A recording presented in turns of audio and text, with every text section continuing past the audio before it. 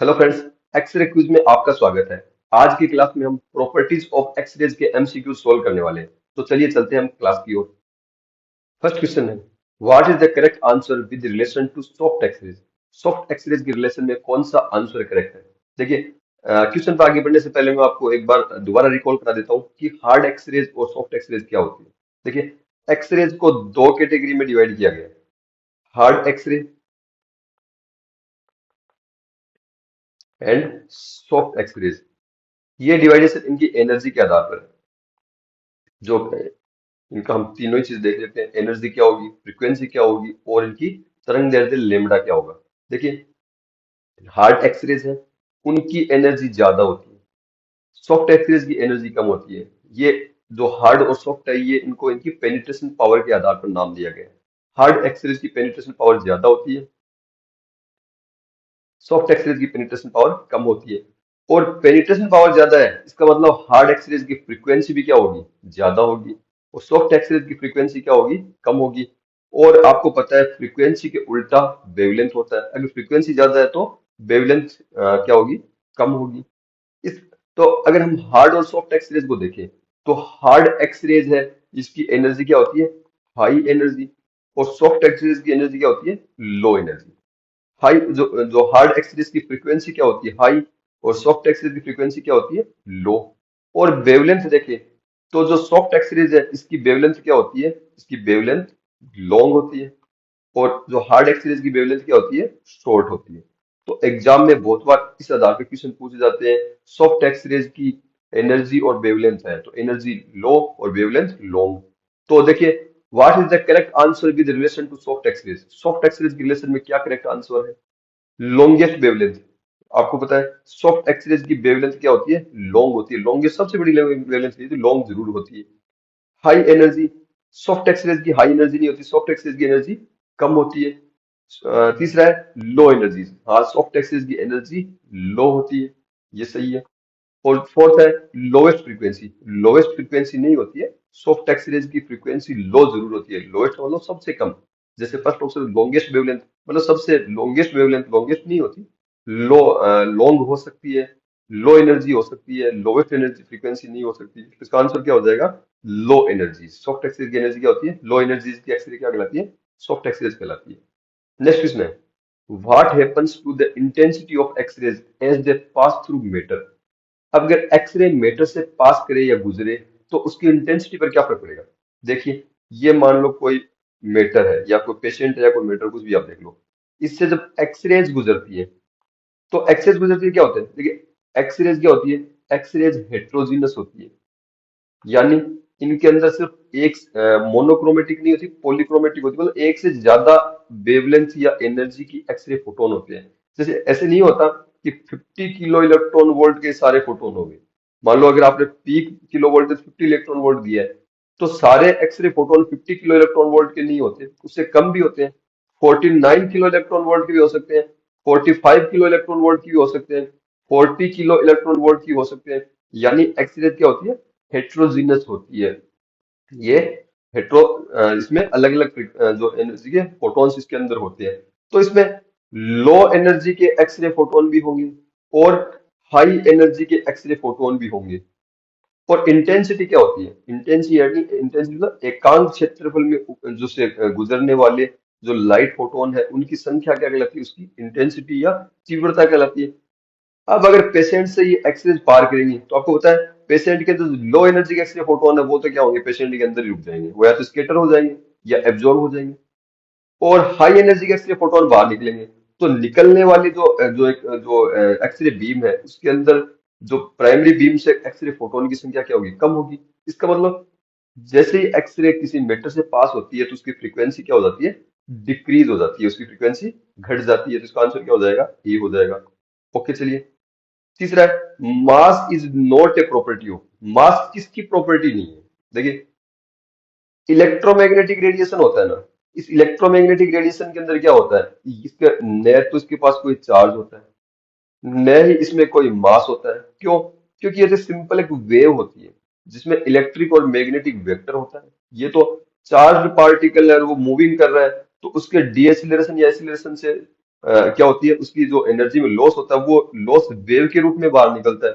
तो electromagnetic radiation है, उस इलेक्ट्रोमैग्नेटिक रेडिएशन में का न तो चार्ज होगा न उसमें कोई मास होगा। तो electromagnetic radiation X-ray electromagnetic radiation है। बीटा पार्टिकल, आपको पता है बीटा पार्टिकल क्या होता है? बीटा पार्टिकल एक प्रकार का इलेक्ट्रॉन ही होता है जो नाभिक से इमिट होता है। अल्फा पार्टिकल के बारे में भी आप जानते हो, ये भी पार्टिकुलर रेडिएशन है। न्यूट्रॉन भी पार्टिकुलर रेडिएशन है। यहाँ पे एक्सरेज ही एकमात्र ऐसा है जो क्या है, इलेक्ट्रोमैग्नेटिक रेडिएशन है। अतः इसका आंसर हो जाएगा ए, एक्सरेज। नेक्स्ट क्वेश्चन है ब्रेमस्ट्रालंग रेडिएशन। देखिए अभी हमने पढ़ा नहीं है, अभी जो क्लासेस चल रही है वो ब्रेमस्ट्रालंग रेडिएशन की चल रही है। आप उसको चैनल पर जाकर देख सकते हो, रेडियोग्राफी इन हिंदी चैनल पर डिटेल से। तो लेकिन फिर भी इस क्वेश्चन को हम यहाँ पे सोल्व कर लेते हैं। ब्रेमस्ट्रालंग रेडिएशन क्या होता है? देखिए एक्सरेज प्रोड्यूस होती है एक्सरे ट्यूब से। तो अभी मैंने लास्ट क्वेश्चन में बताया था कि ये हेट्रोजीनस होती है, यानी इसमें सभी फ्रीक्वेंसी के फोटॉन्स होते हैं जो मैक्सिमम केवी तक होते हैं। मान यहाँ पे ये एक्सरे इलेक्ट्रॉन की एनर्जी है, किलो इलेक्ट्रॉन वोल्ट दे दो या किलो वोल्टेज पीक दे दो, कुछ भी दे दो। यहाँ पे नंबर ऑफ फोटोन है। तो आप अगर कॉन्टिन्यूस स्पेक्ट्रम देखोगे तो वो इस तरह से आता है। और अगर हम इसमें करेक्टरिस्टिक्स इन्वॉल्व कर दें तो ये स्पाइक या लाइन क्या हो जाएंगी, करेक्टरिस्टिक रेडिएशन को बताती है। तो ब्रेमस्ट्रालंग रेडिएशन, ये जो मैं कंटिन्यूस ये एक ग्राफ बना रहा हूँ, ये क्या है, ये ब्रेमस्ट्रालंग रेडिएशन होता है। ये क्या होता है? ये एक्सरे स्पेक्ट्रम को बताता है, एक्सरे स्पेक्ट्रम को प्रोड्यूस करता है, उत्पन्न करता है ब्रेमस्ट्रालंग रेडिएशन। इसको हम आगे डिटेल से पढ़ेंगे क्लास में, तब आपको डिटेल से बताऊंगा इसको ना। इसका आंसर हो गया B, produces x-ray spectrum. Next question है the penetrating ability of an x-ray beam is governed by wavelength, time, milliamperage, short to film distance. देखिए तो पेनिट्रेटिंग एबिलिटी या किसी भी जो एक्सरे फोटोन की, वो किस पर डिपेंड करती है? वो उसकी एनर्जी पर। एनर्जी होती है E equal to H nu या एच सी अपॉन लेमडा। इसका मतलब पेनिट्रेटिंग एबिलिटी या तो उसकी फ्रीक्वेंसी पे निर्भर करेगी या उसकी वेवलेंथ पे निर्भर करेगी। तो इसका आंसर है फर्स्ट वेवलेंथ, सही है। टाइम पर डिपेंड नहीं करती है, कैसे? मान लो ये कोई एक्सरे ट्यूब है, इस एक्सरे ट्यूब से निश्चित हमने वोल्टेज लगा रखा है और इससे एक निश्चित संख्या के अंदर एक्सरेज इमिट हो रही है। अब आप चाहे एक्सरेज को कितनी टाइम तक आप इमिट करो, कितने टाइम एक्सरे मशीन को ऑन रखो, जो एक्सरेज निकलेंगी वो सेम ही एनर्जी की निकलेंगी। वो उसकी पेनिट्रेटिंग पावर उसकी डिटेल उसकी एनर्जी पे डिपेंड करेगी, जो डिपेंड करता है इसके किनारों पर लगाए गए वोल्टेज के द्वारा। जो ट्यूब वोल्टेज है उस पर, वो जब तक नहीं बढ़ाओगे तब तक पेनिट्रेटिंग एबिलिटी की नहीं बढ़ेगी। दूसरा मिली एम्पीरेज, मिली एम्पीरेज बढ़ाओगे इसका मतलब तो उससे क्या होगा, फिलामेंट से ज्यादा इलेक्ट्रॉन निकलेंगे, ज्यादा इलेक्ट्रॉन निकलेंगे तो ज्यादा एक्सरेज निकलेंगी, एक्सरेज की संख्या बढ़ जाएगी लेकिन एक्सरेज की क्वालिटी या पेनिट्रेटिंग पावर नहीं बढ़ेगी, इसकी इंटेंसिटी बढ़ेगी। तो आप मिली एम्पियर बढ़ाओगे या सेकंड बढ़ाओगे तो उससे क्या होगा, फोटोन की इंटेंसिटी बढ़ सकती है और उसकी जो उसकी नंबर ऑफ फोटोन बढ़ सकते हैं लेकिन क्वालिटी नहीं बढ़ेगी उसकी। फोर्थ है short to film distance. Short से फिल्म की डिस्टेंस बढ़ाओगे उससे जो पेनिट्रेशन पावर पे कोई फर्क नहीं पड़ेगा उस चीज के अंदर। तो इसका आंसर है ए, वेवलेंथ। नेक्स्ट है the X-ray beam used in diagnostic radiography can be described as being homogeneous, mono energetic, poly energetic, scattered. देखिए अभी लास्ट क्वेश्चन मैंने आपको बताया था कि एक्स, जो मैंने स्पेक्ट्रम से भी बताया था कि एक्सरे बीम जो प्रोड्यूस होती है, मैं अभी ब्रेमस्ट्रालन एक्सरे रेडिएशन बता रहा हूँ आपको। यहाँ पे एनर्जी होगी और यहाँ पे नंबर ऑफ फोटोन,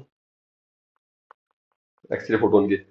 तो जो एक्सरे प्रोड्यूस होती है उसमें ब्रेमस्ट्रालन के अंदर उसमें हर एनर्जी के एक्सरे होते हैं, एक सिंगल एनर्जी का नहीं होता।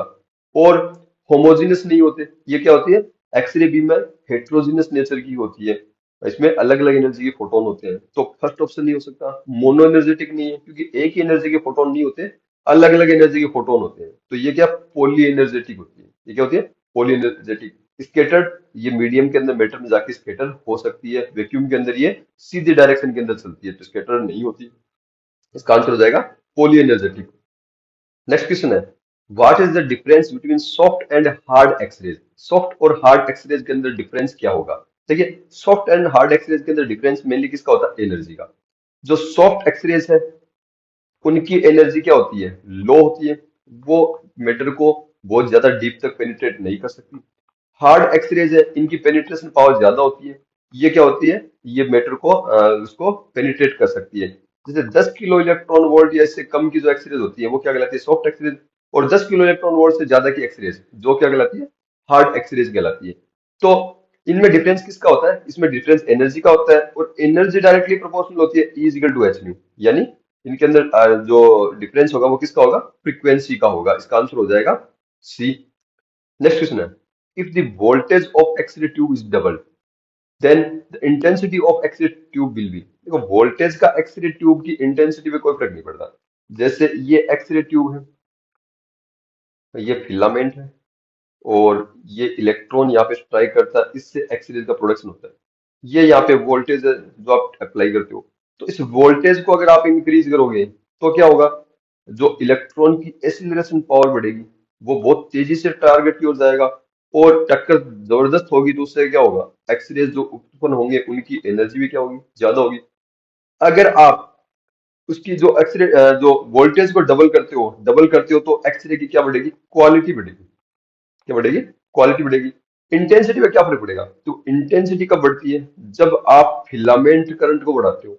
तो फिलामेंट ज्यादा गर्म होगा, ज्यादा इलेक्ट्रॉन इस फिलामेंट के बाहर आपको मिलेंगे, और वोल्टेज लगाने पे ये इलेक्ट्रॉन ज्यादा क्या होंगे, टारगेट पे टक्कर करेंगे, और ज्यादा टक्कर करेंगे तो ज्यादा एक्सरे प्रोड्यूस होगी। इसका मतलब आपको अगर एक्सरे फोटोन की इंटेंसिटी बढ़ानी है, एक्सरे की में जो फोटोन की नंबर फोटोन बढ़ाने हैं, तो आपको फिलामेंट करंट को बढ़ाना पड़ेगा, या टाइम को जो फिलामेंट करंट है एमए को बढ़ाओगे। इससे क्या होगा, जो आपकी फिलामेंट है वो ज्यादा गर्म होगा, ज्यादा इलेक्ट्रॉन निकलेंगे। वोल्टेज को डबल करने पे इंटेंसिटी में कोई फर्क नहीं पड़ेगा। हाँ, वोल्टेज को आप डबल करोगे तो उसकी वोल्टेज की जो एक्सरेज है उसकी पेनिट्रेशन पावर जरूर बढ़ जाएगी, लेकिन उसकी इंटेंसिटी क्या रहेगी, अनचेंज्ड रहेगी। तो इसका आंसर हो जाएगा बी, अनचेंज्ड। नेक्स्ट क्वेश्चन है, a low energy photon is said to have a frequency and a wavelength. तो देखिए इसके बारे में हमने पढ़ा था अभी ऊपर कि a low energy x-ray photon, low energy x-ray photon मतलब सॉफ्ट एक्सरेज होगी, यहाँ पे जो सॉफ्ट एक्सरेज दी हुई है। तो low energy x-ray photon said to have a frequency.